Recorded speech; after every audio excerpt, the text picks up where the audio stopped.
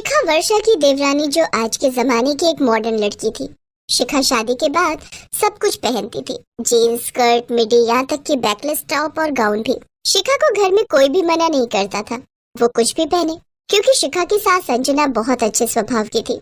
वर्षा की शादी को 12 साल हो चुके थे। उसके 2 बच्चे थे, बेटी बेटा। वर्षा बड़ी थी, इसलिए घर में किसी को भी कुछ भी कहना होता था तो वो वर्षा से ही पूछता और कहता था, शिखा, मेरी 2 नई शर्ट नहीं मिल रही हैं, तुमने कहीं देखी है क्या? मुझे नहीं पता कि कहाँ रखी है, मैं तो तुम्हारे कपड़े सारे अलमारी में ही रखती हूँ। अच्छा, एक काम करता हूँ, वर्षा भाभी से पूछता हूँ, उन्हें जरूर पता होगा। वर्षा भाभी, आपको याद है मैं पिछले महीने अपने लिए 2 शर्ट लेके आया था, आपने कहीं देखी है क्या? 1 सेकंड में अभी आई। वर्षा कुछ देर बाद लौटी तो उसके हाथ में नीरज की दोनों कमीजें थी। हाँ, यही तो थी। आपको कहाँ से मिली? देवर जी, ये दोनों शर्ट प्रेस वाले के पास रखी थी, काफी दिनों बाद कपड़े लेकर आई थी, उन्हीं कपड़ों में थी। बाकी आपकी 2 जीन्स की पैंट भी प्रेस होकर आई है, वो भी ले लो। शिखा, तुम्हारे भी 3 सूट प्रेस के कपड़ों में रखे थे, मैं तुम्हारे दोनों के सारे कपड़े दे देती हूँ। थैंक यू भाभी, एक आप ही हो जिन्होंने पूरे घर को संभाल रखा है। घर में कोई चीज ना मिल रही हो ना, बस आपको जरूर पता होती है। आप ना हो तो ना सचमुच इस घर की हर चीज इधर उधर पड़ी रहे, कुछ ना मिले। तभी तो मैं भी अब इस घर की बिल्कुल भी चिंता नहीं करती, क्योंकि सारी जिम्मेदारियां वर्षा बहू ने संभाल रखी है। सबके मुंह से वर्षा की तारीफ सुनकर शिखा गुस्से से तिलमिला जाती है और पैर पटकती हुई अपने कमरे में चली जाती है। एक दिन शिखा वर्षा के कमरे के पास से गुजर रही थी, तभी उसने वर्षा और जेठ सुनील की बातें सुन ली।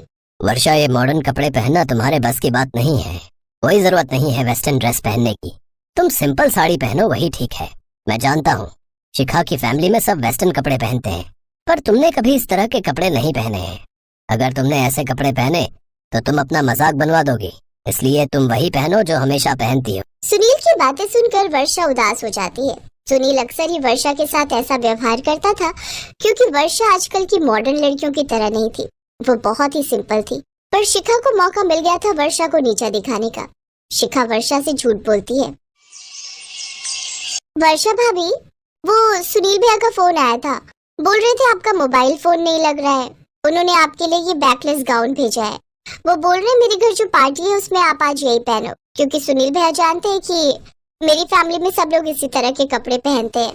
पर इसका तो नेक बहुत डीप है शिखा, मैं इसे कैसे पहनूंगी? मैंने तो आज से पहले ऐसे कपड़े पहने ही नहीं।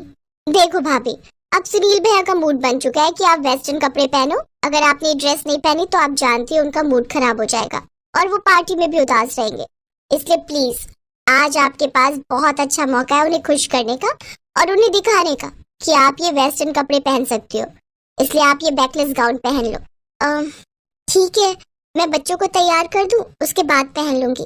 अरे भाभी, बच्चों को मैं तैयार कर दूंगी, आप बता दो वंश और पूजा क्या पहनने वाले हैं। शिखा मन ही मन बहुत खुश हो रही थी, क्योंकि उसकी चाल कामयाब होने वाली थी। पार्टी भी उसके घर की थी, इसलिए वो अच्छा खासा मजाक वर्षा का बनवाने वाली थी। वर्षा बैकलेस गाउन पहन लेती है, पर उसे बहुत शर्म आ रही थी, क्योंकि उसने आज से पहले ऐसे कपड़े कभी नहीं पहने थे। वर्षा सबके सामने गाउन के ऊपर चुन्नी ओढ़ लेती है। वर्षा बहू, आज ये तुमने क्या पहना? इससे पहले तो तुमने ऐसे कपड़े नहीं पहने। अरे अंजना, देर हो रही है, नीरज गाड़ी में इंतजार कर रहा है भाई, सुनील सीधा वहीं पहुंचेगा। चलो पूजा, वंश तुम मेरे साथ चलो, हम गाड़ी में बैठते हैं। आप ये चुन्नी उतार दो, ये बहुत बेकार लग रही है, पूरे गाउन का शो ही बेकार हो गया है। पर शिखा, मुझे तो बहुत अजीब लग रहा है, और ये पीछे से बैकलेस है। माँ जी, बाबूजी, नीरज, तुम्हारी फैमिली वाले सब मुझे ऐसे देखेंगे तो? कोई नहीं देखेगा वर्षा भाभी, ये तो फैशन है, और आपने तो ये सुनील भैया की पसंद का पहना है, बस फिर किस बात की टेंशन? आपको उनसे मतलब होना चाहिए। अब चलो, सब पार्टी में आ चुके हैं। वर्षा बैकलेस गाउन में बहुत हिचकिचा रही थी। वर्षा के सास ससुर नीरज सब उसका गाउन देखकर हैरान थे। वर्षा बहू, ये क्या है? तुमने ये क्या पहना है? बैकलेस गाउन, देखो तुम्हारी पीठ नजर आ रही है। तभी सुनील भी आ जाता है और वो वर्षा को बैकलेस गाउन में देखकर गुस्से में आ जाता है और तेजी से उसका हाथ पकड़कर साइड में ले जाता है। वर्षा, ये क्या बदतमीजी है? ये तुमने क्या पहना है? ये बैकलेस गाउन आया कहाँ से? तुमने ऐसी ड्रेस कहाँ से खरीदी? चुपचाप अभी घर चलो और अपने कपड़े चेंज करके आना। यहाँ सबके सामने हमारा मजाक बना दिया है। भैया थोड़ा धीरे बोलो, कोई बात नहीं, यहाँ बहुत से लोगों ने ऐसे कपड़े पहने, प्लीज सबके सामने ऐसे बिहेव मत करो। वर्षा की आंखें आंसुओं से भर जाती हैं और वो शिखा की तरफ देखती है। शिखा घबराई हुई थी कि कहीं वर्षा ये सच उगल ना दे कि उसने सुनील का नाम लेकर ये ड्रेस उसे पहनने के लिए बोली है, पर ऐसा कुछ नहीं हुआ। पूरे फंक्शन में वर्षा ने किसी से कुछ नहीं कहा। अगले दिन वर्षा सबके साथ बैठी हुई थी। उसका मन बहुत उदास था। वर्षा, तू तो ऐसे कपड़े बिल्कुल भी नहीं पहनती है। कल तूने ये बैकलेस गाउन कैसे पहन लिया था? बताओ तो जरा, ये खरीदा कहाँ से? मुझे अभी भी यकीन नहीं हो रहा कि तू ऐसे कपड़े पहनेगी। तुझे तो ऐसे कपड़े पहनना बिल्कुल भी पसंद नहीं था। वो माँ जी, मैंने सोचा कि शिखा के घर पर सबने ऐसे कपड़े पहने हैं तो मैं भी ट्राई कर लूं, इसलिए अपनी एक सहेली का मांग कर ले आई थी। पर मुझे नहीं पता था कि सुनील और आप सबको मेरा बैकलेस पहनना इतना बुरा लगेगा। आई एम सॉरी माँ जी, मैं आज के बाद ऐसे कपड़े कभी नहीं पहनूंगी। शिखा देखती है वर्षा ने उसका नाम तक नहीं लिया। शिखा को अपने ऊपर बहुत गुस्सा आता है कि उसने बेचारी वर्षा के साथ कितना गलत किया, पर अब उसे बात संभालनी थी ताकि वर्षा को कोई गलत न समझे। माँ जी, ये देखिए, भाभी और मेरी फोटोज कितनी अच्छी आई हैं। वैसे कुछ भी कहो वर्षा भाभी, आपके ऊपर बैकलेस गाउन बहुत सुंदर लग रहा था। आप कभी कभी वेस्टर्न कपड़े ट्राई किया करो, आपके ऊपर अच्छे लगते हैं। हाँ, फोटो तो अच्छा लग रहा है, पर वर्षा दोबारा ऐसे कपड़े पहनेगी? अगर पहने तो हमें क्या एतराज होगा? तुम भी तो पहनती हो। नहीं नहीं माँ जी, मुझे अपनी साड़ी पसंद है। अब मैं ऐसे कपड़े नहीं पहनूंगी, मुझे बहुत अजीब सा लगता है। शिखा को पता था कि उसने गलती की है, पर वर्षा ने उसके बारे में किसी से नहीं कहा। शिखा अपने व्यवहार को बदलने की कोशिश करती है और वर्षा से सॉरी बोलती है। वर्षा भाभी, आई एम सॉरी, मैं आज के बाद ऐसा कुछ नहीं करूंगी जिससे आपको शर्मिंदगी उठानी पड़े। मुझे सचमुच बहुत बुरा लग रहा है। कोई बात नहीं शिखा, तुम मेरी छोटी बहन जैसी हो, मैंने तुम्हारी किसी बात का बुरा नहीं माना। वर्षा और शिखा एक दूसरे के गले लग जाती है। उस दिन के बाद शिखा वर्षा के लिए खुद एक इवनिंग गाउन लेकर आती है, पर वो बैकलेस नहीं था, बल्कि वो दुपट्टे के साथ था। उसे पहनकर वर्षा बहुत सुंदर लग रही थी और घर में सबके साथ साथ सुनील को भी वर्षा की वो ड्रेस बहुत पसंद आई। अब शिखा वर्षा की देवरानी होने के साथ साथ बहुत अच्छी दोस्त भी बन गई। अब उसने वर्षा के साथ मिलजुल कर रहना शुरू कर दिया।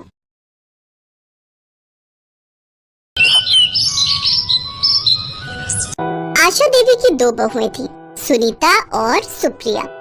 सुनीता थोड़ी मोटी थी और सुप्रिया पतली दुबली थी। सुप्रिया हर तरह के कपड़े पहन लेती थी, पर सुनीता मोटी थी, इसलिए वो अपनी बॉडी के हिसाब से ही कपड़े पहनती थी।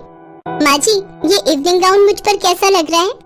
बहुत अच्छा लग रहा है बहू, तुम तो पतली दुबली पतंग हो, तुम पर तो सारे कपड़े अच्छे लगते हैं।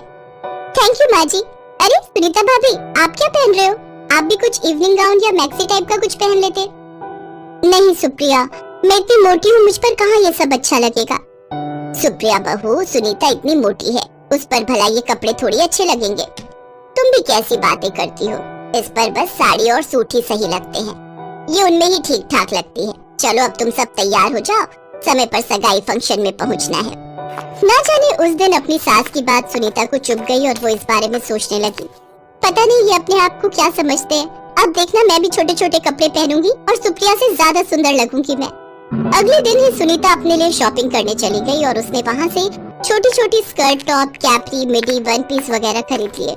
सुप्रिया का जन्मदिन था तो सब लोग बाहर खाना खाने जा रहे थे। सुप्रिया ने बहुत सुंदर शॉर्ट मिडी पहनी थी। कुछ देर बाद सुनीता भी तैयार होकर आ गई, पर ये क्या, उसने इतनी शॉर्ट मिडी पहनी हुई थी कि वो बहुत अजीब लग रही थी। अरे बहू, ये क्या, तुम ये क्या पहन रही हो? ये कोई तुम पर अच्छा लग रहा है इतने छोटे कपड़े? अरे वाह भाभी, आप तो बहुत सुंदर लग रही हो। Thank you. मैंने सोचा जब तुम पहन सकती हो तो मैं क्यों नहीं पहन सकती, इसलिए मैं आपसे छोटे कपड़े ही पहना करूंगी। सुनीता के सिर पर तो भूत सवार हो गया था कि वो सुप्रिया की बराबरी करेगी, और यही उसने गलत किया। अब वो रोजाना ही छोटे छोटे कपड़े पहनकर बाहर आने जाने लगी। छोटे कपड़े पहनना बुरी बात नहीं है, पर हमें अपनी बॉडी की बनावट के ही कपड़े पहनने चाहिए, तभी हम पर जचते हैं। पर ये बात सुनीता समझ नहीं पा रही थी। अरे क्या हुआ सुनीता, कितनी देर से तैयार हो रही हो? अरे आ रही हूँ ना, तैयार होने में टाइम भी तो लगता है। पिक्चर आधी निकल गई होगी और तुम अभी तक तैयार नहीं हुई हो, फिर कहोगी कि मैं टाइम पर नहीं आता। अरे तुमने ये क्या पहन लिया, इतनी छोटी निकर, तुम्हें क्या हो गया सुनीता? थोड़ा तो ख्याल किया करो, इतने छोटे कपड़े पहन लिए, कितनी अजीब लग रही हो। अरे सुनीता भाभी, आप तैयार नहीं हुए? वो देखो, सुप्रिया ने भी तो शॉर्ट स्कर्ट पहनी है, उसको तो इस घर में कोई कुछ नहीं कहता, मुझे ही सब बोलते हैं। मैं तो सुप्रिया से ज्यादा सुंदर हूँ, मेरे ऊपर कपड़े ज्यादा अच्छे लगते हैं। ये तो देखो ना कैसी सपाट सी है, पतली दुबली, मैं तो फिर भी भरे हुए शरीर वाली हूँ। भाभी, ये नहीं है कि आप मेरी जेठानी हो तो मुझे कुछ भी बोलती रहोगी। आप मेरी जगह ले भी नहीं सकते। मेरे ऊपर वेस्टर्न कपड़े बहुत अच्छे लगते हैं। ये तो अलग बात है कि मैं आपको कुछ कहती नहीं हूँ और आप कुछ भी बोले जा रहे हो जो भी मुंह में आ रहा है। अरे मैंने क्या गलत बोला? मैं तुमसे ज्यादा सुंदर हूँ, मुझे पता है। हाँ मैं मोटी हूँ, ये अलग बात है। देखना एक दिन मैं भी पतली होकर दिखाऊंगी, फिर तुमसे ज्यादा मुझ पर कपड़े अच्छे लगेंगे। हाँ हाँ तो जाओ ना, किसने रोका है? मुझे क्यों बीच में ला रही हो? हाँ नहीं तो मुझे नहीं जाना कोई पिक्चर देखने आप लोगों के साथ, और आज के बाद मेरे से बात करने की कोई जरूरत नहीं है। धीरज मैं नहीं जा रही हूँ पिक्चर। तुम्हें अगर भैया भाभी के साथ जाना हो तो चले जाओ। भाभी आपने ठीक नहीं किया। सुनीता और सुप्रिया के बीच लड़ाई पड़ गई। दोनों ने आपस में बात करना बंद कर दिया। गलती सुनीता की थी, उसने सुप्रिया का अपमान किया, पर वो अपनी गलती मानने को तैयार नहीं थी। घर में तो ऐसा माहौल हो गया जैसे घर में कोई रहता ही ना हो। ये देखकर आशा देवी बहुत दुखी हुई। बताओ सुनीता, तुम्हारी वजह से आज घर में सब कितने परेशान हैं। तुम्हें पता भी है तुमने सुप्रिया से किस तरह से बात की। माँ जी, आपको तो मैं ही गलत दिखाई देती हूँ। आप ये क्यों नहीं कहते कि आप सुप्रिया से ज्यादा प्यार करते हो, मुझे नहीं? ऐसी कोई बात नहीं है सुनीता, ना जाने तुम्हारे दिमाग में क्या नफरत का कीड़ा पनप रहा है। जब देखो तब गलत ही सोचती रहती हो। अरे हम सब तुम्हारे अपने हैं, तुम्हारा भला ही सोचते हैं। सिर्फ तुम्हें थोड़ा बहुत कपड़ों के लिए क्या बोल दिया, तुम तो सबसे ही लड़ने लगी हो। ऐसा ना हो कि मैं भी तुमसे बात करना बंद कर दूं, फिर तुम बिल्कुल अकेली हो जाओगी। और फिर ऐसा ही हुआ। आशा देवी ने भी धीरे धीरे सुनीता से बात करना कम कर दिया, क्योंकि वो किसी की सुनती ही नहीं थी। उसे तो अपने में कोई कमी नजर ही नहीं आती थी, हमेशा दूसरों की गलती ही उसे नजर आती थी। पड़ोस के घर में किसी की शादी थी, सब लोग तैयार हुए। सुनीता ने फिर से अपने मन की चलाई। वो कट स्लीव डीप नेक का वन पीस पहनकर तैयार हो गई, जो देखने में थोड़ा शॉर्ट था। अब कोई उससे बात नहीं कर रहा था, इसलिए किसी ने भी उसे मना नहीं किया। सुप्रिया ने डिजाइनर साड़ी पहनी, सास ने भी अच्छे कपड़े पहने। सब लोग तैयार होकर शादी के फंक्शन में पहुंचे। सबका ध्यान सुनीता की तरफ ही था। सुनीता बहुत ही अजीब लग रही थी। उसने जो वन पीस पहना हुआ था वो बहुत ज्यादा टाइट था, जो उसकी बॉडी से चिपक रहा था, पर उसे तो लग रहा था कि वो बहुत खूबसूरत लग रही है। सब लोग डीजे पर डांस करने लगे। सुप्रिया भी सबके बीच डांस कर रही थी, पर जैसे ही वो थोड़ा जोश में डांस करने लगी, अचानक उसका वन पीस पीछे से फट गया और सुनीता एकदम घबरा गई। और पहनो ऐसे कपड़े, कितनी बार मना किया था कि तरीके के कपड़े पहनो। अब क्या करूं मैं, यहाँ पर माँ और सुप्रिया भी नजर नहीं आ रही है। अब रो क्यों रही हो? साइड में आओ ताकि कोई और न देख ले। वहाँ दीवार के पास खड़ी हो जाओ। तभी सुप्रिया और आशा देवी आ जाती हैं। क्या हुआ सुनीता भाभी, आपकी आंखों में आंसू? मैं माँ को पानी पिलाने के लिए गई थी, कुछ हुआ है क्या?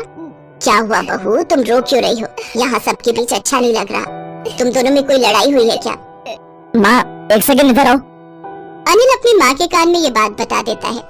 सुप्रिया बहू जरा बात सुनो, सुनीता की ड्रेस पीछे से फट गई है, इसीलिए वो दीवार के साथ खड़ी है। कुछ करो ताकि हम गेट तक जा सके और कोई देखे ना, इस बात का ध्यान रखना। माँ जी आप चिंता मत करो, सुनीता भाभी को इस हालत में कोई नहीं देखेगा, मैं उनके साथ रहूंगी। भाभी आप आओ मेरे साथ चलो। बस आपको इस तरह बिहेव करना है कि आपकी तबीयत खराब हो रही है, बाकी सब मैं संभाल लूंगी। सुनीता सुप्रिया के आगे थी और सुप्रिया ने सुनीता को पीछे से कसकर पकड़ रखा था। क्या हुआ बहू, तबीयत ठीक नहीं है क्या सुनीता की? हाँ आंटी जी, वो पता नहीं डांस करते करते भाभी को चक्कर आ गए, घर जा रहे हैं। अच्छा आंटी जी मैं चलती हूँ, भाभी की तबीयत ज्यादा खराब हो रही है।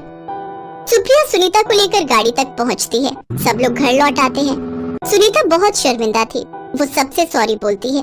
मुझे माफ कर दो माँ जी, मैं कभी भी ऐसा कुछ नहीं करूंगी जिससे आप सबका अपमान हो। और सुप्रिया मैं तुमसे भी सॉरी बोलती हूँ, मैंने छोटी सी बात के लिए तुमसे कितनी लड़ाई की, पर फिर भी तुमने आज मेरी इतनी मदद की है। भाभी ऐसी कोई बात नहीं है, उस समय आपकी मदद करना मेरा फर्ज था। आप मेरे से बड़े हो, मेरी बड़ी बहन की तरह हो। अब एक बात आपको मेरी भी माननी पड़ेगी, आपके लिए कपड़े मैं डिसाइड करूंगी। बहुत सुंदर वेस्टर्न कपड़े, पर आपके हिसाब से जो आप पर बहुत सूट करेंगे। बहू मन खराब मत करो, सब कुछ ठीक है। तुम और सुप्रिया इस घर की रौनक हो, आपस में कभी भी लड़ाई मत करना, हमेशा मिलजुल कर रहो। सुनीता और सुप्रिया एक दूसरे के गले लग जाती हैं। सुप्रिया सुनीता को शॉपिंग के लिए लेकर जाती है और उसके बॉडी शेप के हिसाब से बहुत ही सुंदर वेस्टर्न ड्रेस उसको खरीद कर देती है। वेस्टर्न कपड़े पहनना बुरी बात नहीं है, पर हमें हमेशा अपने बॉडी शेप के हिसाब से ही कपड़े खरीदने और सिलवाने चाहिए, ताकि हम उन कपड़ों को पहनकर खुद को कंफर्टेबल महसूस करें और दिखावा करने की कोशिश में लोगों के बीच मजाक का पात्र न बने।